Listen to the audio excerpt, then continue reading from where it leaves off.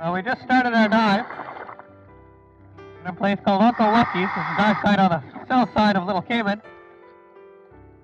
And we hit the water, and just below the boat, we found our first Nassau Grouper. Here he is hanging out with us. One of the really cool things about Nassau Grouper is that as a diver, it's often pretty easy to get very close to Nassau Grouper.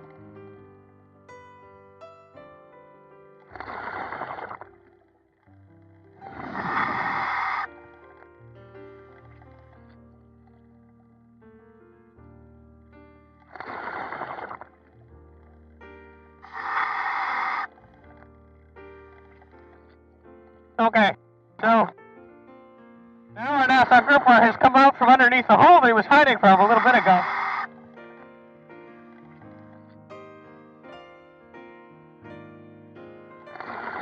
They're a very beautiful animal when you get up close to them like this. Wonder if he'll let me pet him.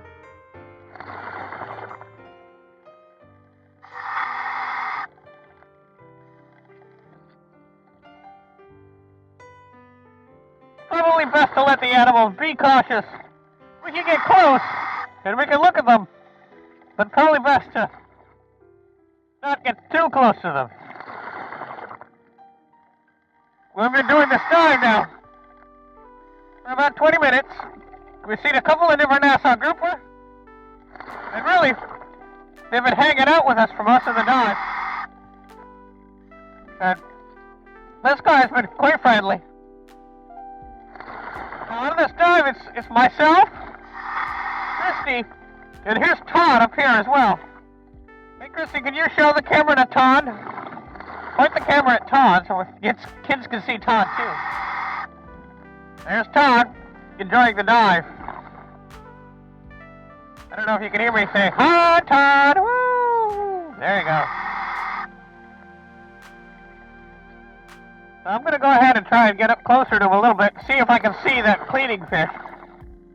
It could be that it's a shrimp as well. There's all kinds of different animals that act as cleaners on the reef. We don't know which one is doing it right now. We'll take a look and see if we can see it.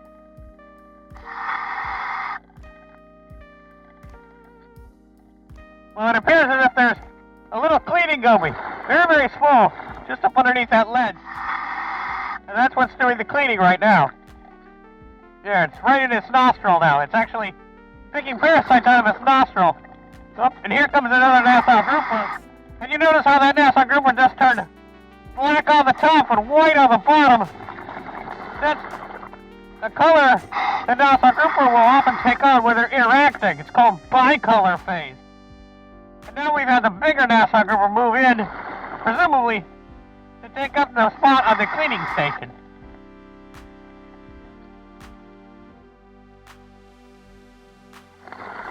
There you can really see the cleaning goby right on the side of the eye of the fish, going in and out of the mouth. Really giving this Nassau Grouper a once-over, making sure it's good and clean. Pretty amazing to watch these small fishes do the work of cleaning up the bigger fish on the reef. Pretty cool. Hey guys, I see a really cool animal. I'm sure you guys have all probably had conch for food before. Conch's a very important food source for Caribbean coral reefs. It's also quite tasty, and in all places throughout the Caribbean it's not managed very well. Cayman Islands has a pretty strong management policy geared towards conch. This is what a conch looks like when you find it on the home reef. You can see the eyes stick out here. You have to pick it up and turn it over. You'd be able to see the animal underneath. There he is, he's just slipping away there. So we'll put him right back down on the sand and let him do his good work. Okay, as we come up on this Nassau Grouper, I want you to notice that since it's near the sand and it's hiding out on the reef, it has a really light color to it. And that's called camouflage, right? So typically Nassau Grouper have that barred or tiger stripe pattern. But when they're down on the reef and they're near sand, they'll often take on that white color phase. They'll do this out of the aggregation site as well, and we'll see that in February. But they do it here so that when a predator, if there was one around, looking for something to eat, they may miss the Nassau Grouper because it blends in with the sand or the background that it's sitting next to.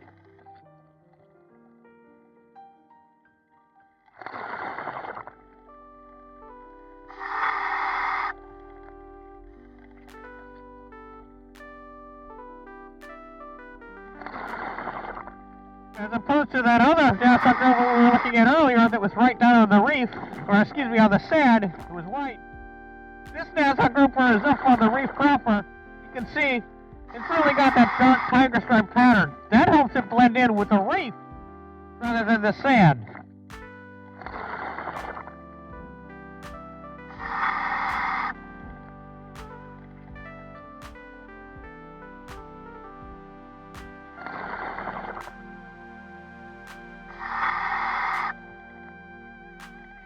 Oh, okay. Here's something really cool. Well, actually, it's quite horrible. But they're sure all pretty anyway. This is a lionfish, the Indo-Pacific lionfish.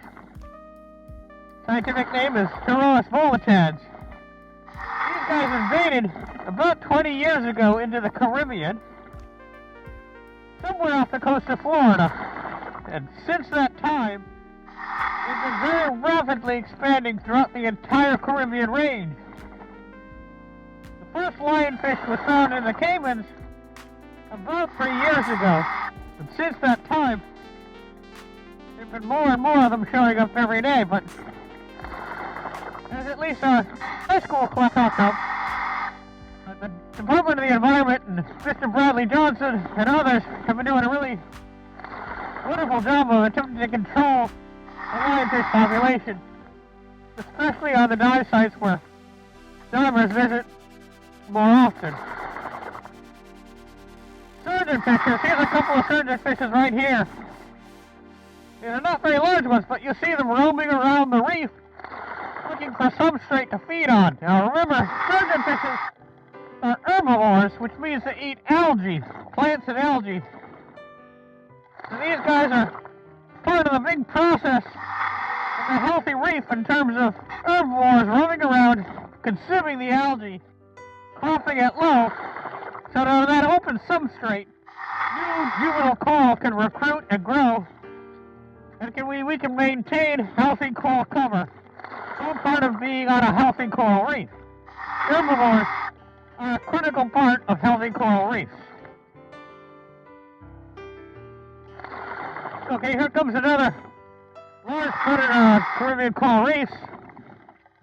This is a mutton snapper. Of course, it's not a grouper. It is obviously a snapper. And these guys will eat often fish, but sometimes invertebrates as well. They tend to be found near sand patches, which is why there's at least one or two mutton snapper right here. This guy doesn't want to leave us alone. Non-stop, they're always around us.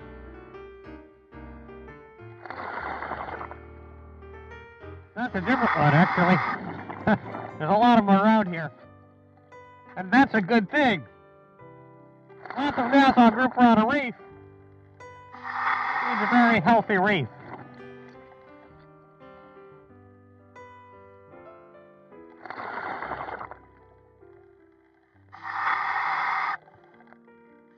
That was pretty cool. Do you see how quickly it changed color from a light coloration to a dark one as it moved right next to that sea fan? And now he's checking out Todd. And of course Todd is checking out him. This is one of the really great things about Nassau Grouper is as a diver, you can have a really, really wonderful interaction with this animal. They're very curious, social, and gregarious, which makes for a really wonderful interaction between animal and diver.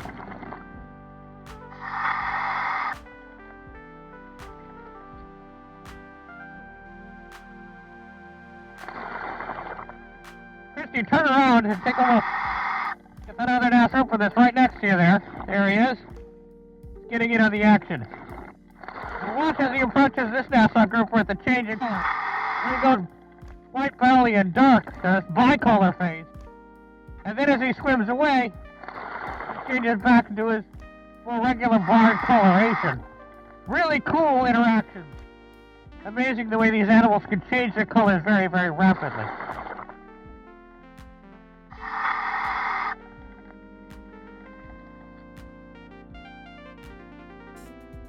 Okay, we talked about damselfish in the class. Here's an example of a damselfish. This is actually a dusky damsel. It's very similar to the three-spot damselfish. But if you watch it, we'll get close to him. He's kind of afraid of us, but he's never going to leave this little territory right here. Doesn't matter how much we harass him. And the reason is because this is his home turf, and he's protecting it against other animals that may come in and try and take some of his food. And if you're watching around the coral reef here, you'll see these types of damselfish everywhere. They're all over the reef. Again, doing their part to keep the algae low so we can get new corals to recruit and maintain a healthy coral reef. Here's another lionfish. Right out here in the open. These guys are not really afraid of anything. For a couple of different reasons. One, the spines on the back of the lionfish are poisonous. And they're very well defended. And also, there's very few fish on Caribbean coral reefs that will actually attack and eat a lionfish. As a matter of fact, one of the only animals to be observed to do this, not on a regular basis, but on a few occasions, is the Nassau Grouper. And that just brings home one really important point about large predators on coral reefs and maintaining a healthy reef balance. When you have an invasive threat like this lionfish, it's probably going to be the case that your best bet against defending against this threat is to have large predators on your coral reefs that can eat these lionfish, just like the Nassau Grouper. Now, these things sure are pretty, but they are absolutely poisonous. When you get hit, they're very, very painful. Not something you really want to mess with unless you get proper training. Unfortunately, places like the Cayman Islands are providing that training on a regular basis so we can start to control these animals as they become more and more prevalent.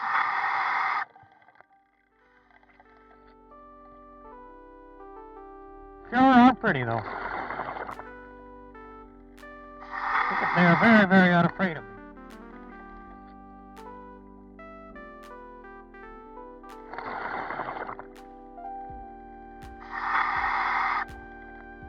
Now, in class we talked quite a bit about coral.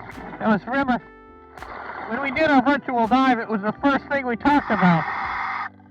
So as you're watching this dive that we're doing now, I want you to be watching around for all the different kinds of coral and animals that are creating habitat on the coral reef.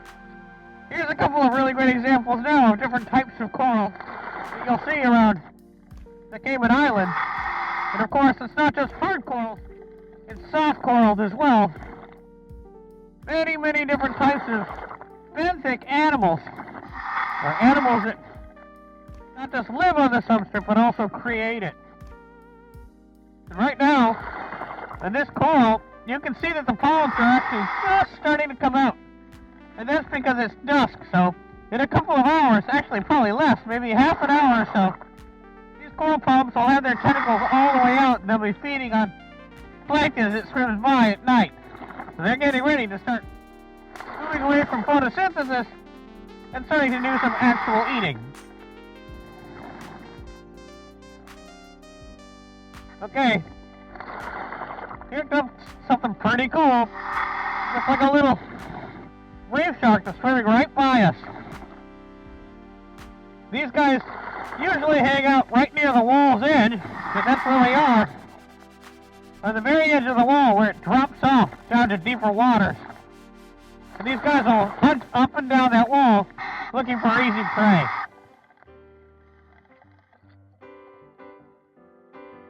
Okay, we talked about in class planktivores. Here's a great example of some planktivores. These are Creole wrasse. And all up in here you see them up in the water column. And there goes actually a little black-tip reef shark right there. But these planktivores, they're going to go up into the water column, feed away, and then they'll drop back down whenever there's something big that comes by that might be able to eat them, like that shark. Free flowers.